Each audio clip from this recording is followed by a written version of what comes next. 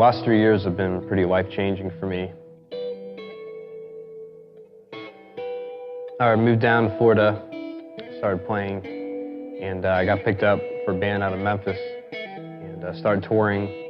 And then I relocated back down to Florida and started my own band and opened it up for some big national acts. And about 6 months ago, I signed on to Heritage. It was a guitar shop out in Jupiter, Florida, named Wolf Guitars. They're the biggest Heritage dealer in, I think, the world.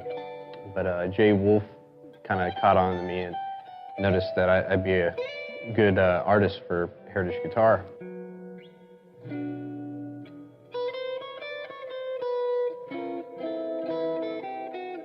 And I remember going into Wolf Guitars for the first time and playing. I was doing some demos out of the guitar store.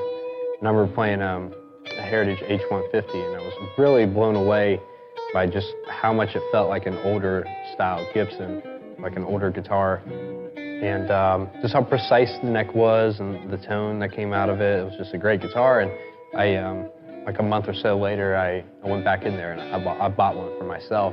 And then about a couple months later, I actually signed on to Heritage.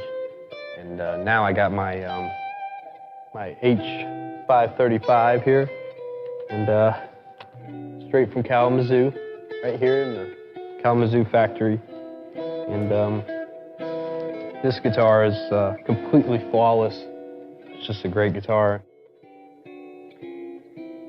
As a professional guitar player, artist, it's very important that I always play my best and give 100% at my shows.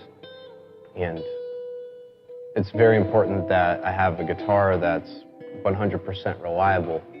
And that's one thing that's great about Heritage, is there's so much great craftsmanship and hands-on experience with the workers building these guitars.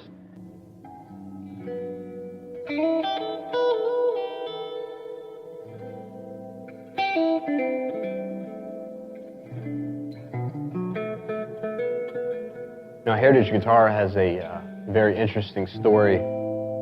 They have about 100 years of history here in this factory in Kalamazoo, Michigan. And it started out as the original Gibson factory. And when the time came for them to relocate to Nashville and Memphis and Montana and all the other factories, a lot of the original workers couldn't relocate. So they started their own company. Crazy to think about all the history that has been made in this building.